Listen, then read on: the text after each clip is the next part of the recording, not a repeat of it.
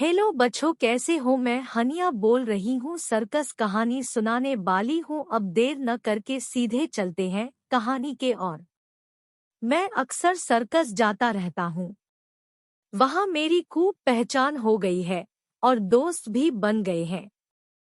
और जब मैं चाहता हूँ तो मुझे बिना टिकट के भी अंदर जाने देते हैं, क्योंकि अब मैं भी सर्कस आर्टिस्ट जैसा हो गया हूँ। एक लड़के के कारण। ये अभी हाल ही में हुआ था। मैं दुकान से घर जा रहा था। अब हम नए क्वार्टर में रहते हैं जो सर्कस के पास ही है। वहीं कोने पे एक बड़ी दुकान भी है। तो मैं कागज की बैग लिए दुकान से जा रहा हूँ। उसमें पड़े हैं 1.5 किलो टमाटर और कार्डबोर्ड के ग्लास में 300 ग्राम दही। अचानक देखता हूँ कि सामने से आ रही है दूसिया आंटी, पुरानी बिल्डिंग से। वो बहुत भली है। उसने पिछले साल मुझे और मीशका को क्लब के टिकट दिए थे। मैं बहुत खुश हुआ, वो भी खुश हो गई। उसने कहा, कहाँ से आ रहा है?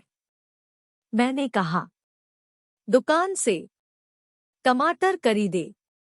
नमस्ते दूसिया आंटी। वो हाथ नचाकर बोली, क्या तू खुद दुकान में जाता है अभी से? समय तो कैसे उड़ रहा है। उसे अचरज होता है। इंसान 90 साल में है और उसे अचरज हो रहा है। मैंने कहा, अच्छा फिर मिलेंगे दूसिया आंटी। और मैं चल पड़ा। वो पीछे से चिल्लाई, रुक जा। कहाँ जा रहा है? मैं तुझे अब भी सर्कस में छोड़ती हूँ, दिन वाले शो में। क्या तू देखना चाहता है? ये भी कोई पूछने की बात है। अजीब है। मैंने कहा, बेशक चाहता हूँ। इस बारे में दो राय हो ही नहीं सकती। उसने मेरा हाथ पकड़ा और हम चौड़ी चौड़ी सीढ़ियों पर चढ़े। दूसिया आंटी कंट्रोलर के पास गई और बोली, लो मारिया निकोलाएवना, अपने नौजवान को लाई हूँ, देखने दो। ठीक है। वो भी मुस्कुराई और मुझे अंदर छोड़ दिया। मैं अंदर गया। आंटी दूसिया और मारिया निकोलाएवना पीछे पीछे आ रही थी। मैं कुछ अंधेरे में चल रहा था और मुझे ये सर्कस की खुशबू फिर से बहुत अच्छी लगी। ये एक खास तरह की खुशबू है और जैसे ही मैंने उसे सूंघा, मेरे दिल में न जाने क्यों एक ही साथ खुशी और बेचैनी के भाव आ गए। कहीं म्यूजिक बज रहा था। मैं उस तरफ लपका, उसकी आवाज की दिशा में, और अचानक मुझे गेंद वाली लड़की की याद आ गई जिसे मैंने यहाँ कुछ ही दिन पहले देखा था। गेंद वाली लड़की, उसकी चांदी जैसी चमचमाती ड्रेस और केप, और उसके लंबे लंबे हाथ। वह कहीं दूर चली गई है। मेरे दिल में अजीब से भाव आए, पता नहीं कैसे समझाऊं। और अब हम किनारे वाले दरवाजे तक पहुंच गए। मुझे आगे धकेला जा रहा था और मारिया निकोलाएवना फुसफुसाई, बैठ जा। पहली लाइन में काली सीट है, बैठ जा। मैं फौरन बैठ गया। मेरी बगल में एक लड़का बैठा था, मेरे जैसी ही कदकाठी का, वैसे ही स्कूल के यूनिफॉर्म में, नाक तोते जैसी, आंखें चमक रही थी। उसने काफी गुस्से से मेरी तरफ देखा कि एक तो मैं देर से आया हूँ और अब डिस्टर्ब कर रहा हूँ, वगैरह वगैरह, मगर मैंने उसकी ओर ध्यान ही नहीं दिया। मैंने अपना पूरा ध्यान आर्टिस्ट पर लगा दिया जो इस समय अपना प्रोग्राम पेश कर रहा था। वो अरेना के बीचों बीच खड़ा था। सिर पर बड़ी भारी केप थी और उसके हाथों में करीब आधा मीटर लंबी सुई थी। सुई में धागे के बदले थी एक लंबी और पतली रेशमी रिबन। इस आर्टिस्ट के पास खड़ी थी दो लड़कियां और वो किसी को भी नहीं छू रही थी। अचानक वो बिना बात के उनमें से एक लड़की के पास गया और खच, अपनी लंबी सुई से उसका पेट सी दिया आर पार। सुई उसकी पीठ से बाहर निकली। मैंने सोचा कि अब लड़की जोर से चिल्लाएगी, मगर नहीं, वो खामोशी से खड़ी रही और मुस्कुराती रही। अब आर्टिस्ट बिल्कुल दूर हट गया, खच्च, और दूसरी के भी आर पार सुई घुसा दी। ये भी नहीं चिल्लाई, बल्कि सिर्फ अपनी पलकें झपकाती रही। तो वो दोनों इस तरह सिली-सिलाई खड़ी है, उनके बीच में है रिबन, और वो ऐसे मुस्कुरा रही है जैसे कुछ हुआ ही न हो। अरे मेरी प्यारियों, क्या बात है? मैंने कहा। वो चिल्लाती क्यों नहीं है? क्या बर्दाश्त कर रही है? बगल वाला लड़का बोला। चिल्लाएंगी क्यों? उन्हें दर्द नहीं हो रहा है। मैंने कहा। तेरे साथ होता तो कैसा होता? मैं सोच सकता हूँ कि तू कितनी जोर से चिल्लाता। वो मुस्कुराने लगा जैसे कि वह मुझसे कुछ बड़ा हो, फिर बोला। पहले मैंने सोचा कि तू सर्कस वाला है। तुझे माशा आंटी बिठा कर गई थी ना। मगर लगता है कि तू सर्कस वाला नहीं है। हमारा नहीं है। मैंने कहा। एक ही बात है कि मैं कौन हूँ, सर्कस वाला या बिना सर्कस वाला। मैं नागरिक हूँ, समझा? और सर्कस वाला क्या अलग होता है? उसने मुस्कुराते हुए कहा। नहीं, सर्कस वाले कांस होते हैं। मुझे गुस्सा आ गया। उनके क्या 3 पैर होते हैं? मगर वो बोला। 3 होते हैं या नहीं होते, मगर फिर भी वे औरों से ज्यादा फुर्तीले होते हैं, कोई मुकाबला ही नहीं। और ज्यादा ताकतवर और ज्यादा हाजिर जवाब होते हैं। मुझे एकदम गुस्सा आ गया और मैंने कहा। चल, ज्यादा गप न मार। यहाँ भी कोई कम नहीं है। तू क्या सर्कस वाला है? उसने आंखें झुका ली। नहीं, मैं मम्मा का बेटा हूँ। और होठों के कोनों से मुस्कुराने लगा, चालाकी से। मगर मैं इसे समझ नहीं पाया। ये मैं अब समझ रहा हूँ कि वो चालाकी कर रहा था, मगर तब मैं ठहाका मार कर हंस पड़ा था और उसने अपनी चंचल नजरें मुझ पर गड़ा दी। तू प्रोग्राम तो देख। घुड़सवार। सही में म्यूजिक जोर से और तेज-तेज बजने लगा और अरेना में उछलते हुए एक सफेद घोड़ा आया, इतना मोटा और चौड़ा जैसे कोई दीवान हो। घोड़े के ऊपर खड़ी थी एक आंटी और उसने भागते हुए घोड़े पर अलग-अलग तरह से कूदना शुरू कर दिया। कभी वो एक पैर पे कूदती, हाथ साइड में, कभी दोनों पैरों पर, जैसे रस्सी कूद रही हो। मैंने सोचा कि इतने चौड़े घोड़े पर कूदना बकवास है। ये ऐसा ही है जैसे तुम लिखने की मेज पर कूद रहे हो, और ये कि मैं भी ऐसा कर सकता हूँ। ये आंटी बस कूदती रही, और एक आदमी काले कपड़ों में बस चाबुक लहरा रहा था, जिससे घोड़ा कुछ फुर्ती से चले, वरना तो वो उनीदी मक्खी की तरह लड़खड़ा रहा था।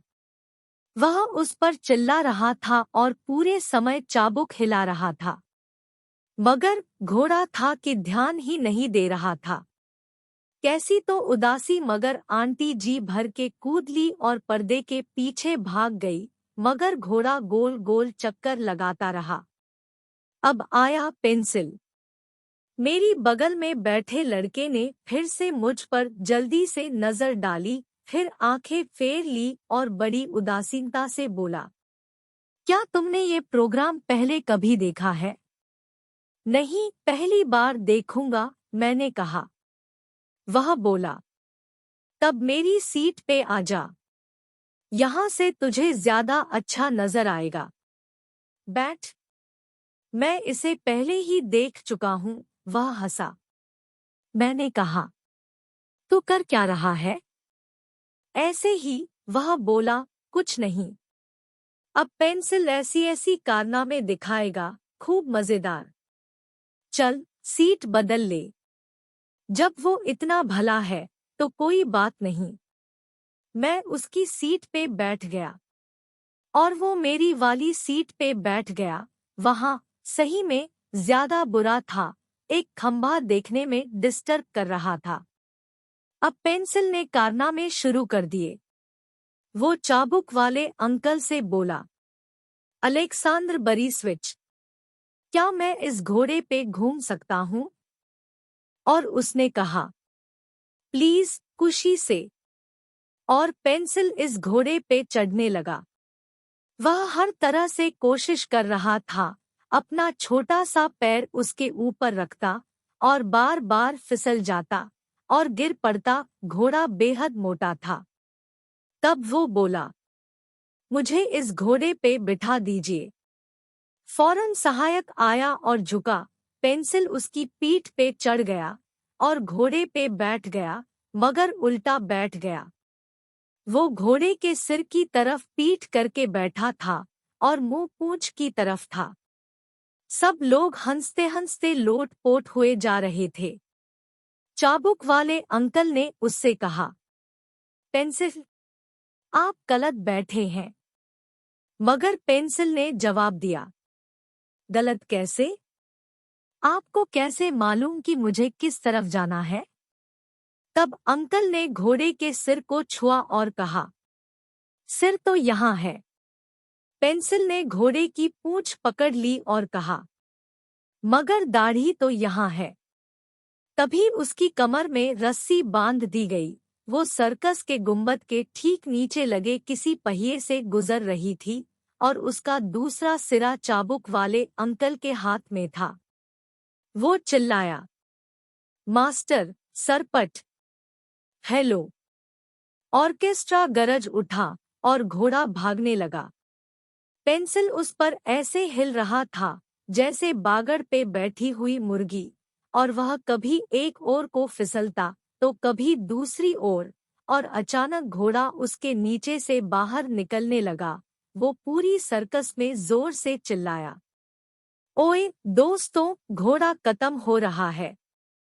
और वो सचमुच में उसके नीचे से निकल गया और टप टप करते हुए पर्दे के पीछे चला गया, और पेंसिल शायद नीचे गिरकर मर जाता, मगर चाबुक वाले अंकल ने रस्सी खींची और पेंसिल हवा में टंग गया। हमारा हंसी के मारे दम घुटने लगा और मैं पास वाले लड़के से कहने वाला था कि अब मेरा पेट फट जाएगा, मगर वो था ही नहीं, कहीं चला गया था। इस बीच पेंसिल हाथ ऐसे नचाने लगा जैसे हवा में तैर रहा है, और फिर उसे छोड़ दिया गया। वो नीचे आने लगा, मगर जैसे ही उसने जमीन को छुआ, वो फिर से इधर उधर भागा और फिर से ऊपर उड़ने लगा। ऐसा लग रहा था कि वो लंबे लंबे कदम रखते हुए कभी ऊपर कभी नीचे आ रहा है। सब लोग हंसते हंसते बेजार हो रहे थे। वो इसी तरह से उड़ता ही रहा और उसकी पतलून खिसकते खिसकते बची। मैंने सोचा कि अब तो इन ठहाकों से मेरा दम घुटने ही वाला है, मगर तभी फिर से वह जमीन पे उतरा और अचानक मेरी तरफ देखकर खुशी से आंख मारी। हाँ, उसने मुझे ही आंख मारी थी। मैंने भी उसे आंख मारी। और ये क्या? उसने अचानक फिर से मुझे आंख मारी, अपने हाथ मले और पूरी ताकत से भागते हुए मेरे पास आया और दोनों हाथों से मुझे पकड़ लिया। चाबुक वाले अंकल ने फौरन रस्सी खींच ली और मैं पेंसिल के साथ ऊपर उड़ गया। हम दोनों। उसने मेरा सिर बगल में दबाया और पेट से चिपकाए रखा, खूब कस के, क्योंकि हम काफी ऊंचाई पर थे। नीचे लोग नहीं थे, बल्कि घनी सफेद और काली पट्टियां नजर आ रही थी, क्योंकि हम तेजी से घूम रहे थे और मेरे मुंह में भी गुदगुदी सी हो रही थी। जब हम ऑर्केस्ट्रा के ऊपर से उड़ रहे थे तो मैं डर गया कि झंझनाती तश्तरियों से टकरा जाऊंगा और मैं चिल्ला पड़ा, मम्मा। फौरन एक शोर उड़ता हुआ मुझ तक आया। ये सब लोग हंस रहे थे, मगर पेंसिल फौरन मुझे चढ़ाते हुए आंसू भरी आवाज से चीखा, म्या। नीचे से भयानक शोर और गड़गड़ाहट सुनाई दे रही थी और हम कुछ देर इसी तरह उड़ते रहे।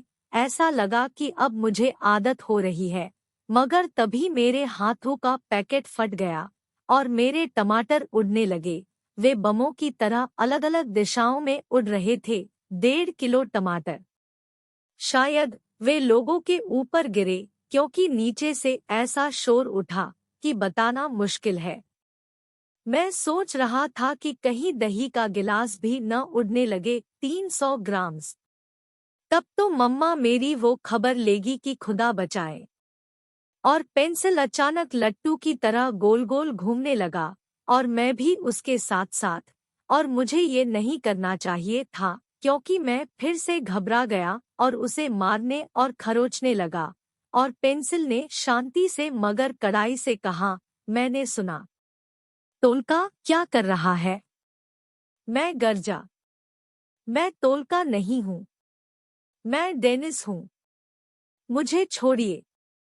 और मैं छूटने की कोशिश करने लगा, मगर उसने और कस के मुझे चिपटा लिया, करीब करीब मेरा गला ही घोंट दिया और हम बेहद धीरे उड़ने लगी। मैंने पूरी सर्कस देखी और चाबुक वाले अंकल भी, वो हमारी तरफ देख रहे थे और मुस्कुरा रहे थे। इसी समय दही का गिलास बाहर उड़ ही गया।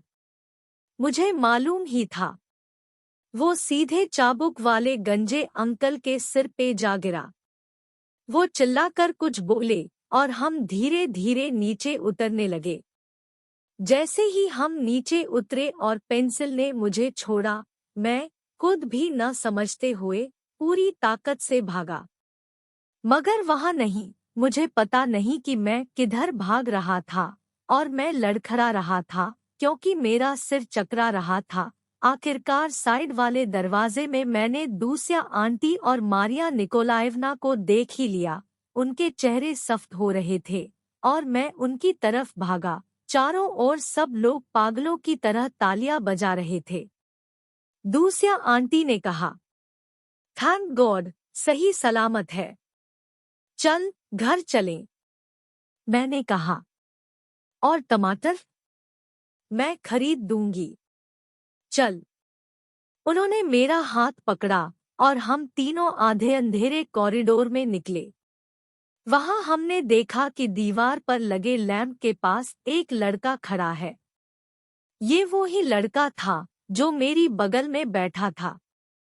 मारिया निकोलाएवना ने कहा, तोलका, तू कहाँ था? लड़के ने जवाब नहीं दिया। मैंने कहा, तू कहाँ चला गया था? जैसे ही मैं तेरी सीट पे बैठा तो जानते हो क्या क्या हुआ? पेंसिल ने मुझे झपट्टा मारकर उठा लिया और आसमान में ले गया। मारिया निकोलाएवना ने पूछा, और तू उसकी जगह पे क्यों बैठा? इसी ने मुझसे कहा था, मैंने जवाब दिया। इसने कहा कि यहाँ से ज्यादा अच्छा दिखाई देगा और मैं बैठ गया। और वो खुद कहीं चला गया। समझ गई, मारिया निकोलाएवना ने कहा। मैं ऑफिस में रिपोर्ट करूंगी। तोलका, तुझे सर्कस से निकाल देंगे। लड़के ने कहा। नहीं, माशा आंटी। मगर वो फुसफुसाते हुए चिल्लाई, तुझे शर्म कैसे नहीं आई? तू सर्कस वाला बच्चा है, तूने प्रैक्टिस की थी और तूने अपनी जगह पर एक अनजान लड़के को बिठा दिया। और अगर वो गिर जाता? उसे तो तैयार नहीं किया गया है। मैंने कहा, कोई बात नहीं, मैं तैयार हो गया हूँ। तुम सर्कस वालों से बुरा नहीं हूँ। क्या मैं फूहड़पन से उड़ रहा था? लड़के ने कहा, बढ़िया। और वो टमाटरों वाला आइडिया भी अच्छा था, मुझे कभी ऐसा ख्याल ही नहीं आया। मगर सब कुछ खूब मज़ाहिया था। और ये आपका आर्टिस्ट भी, दूसिया आंटी ने कहा, खूब है। किसी को भी पकड़ लेता है। मिखाइल निकोलाएविच, माशा आंटी ने कहा, पूरे फॉर्म में था। वो पहले ही हवा में उड़ रहा था। वो भी कोई लोहे का बना हुआ नहीं है।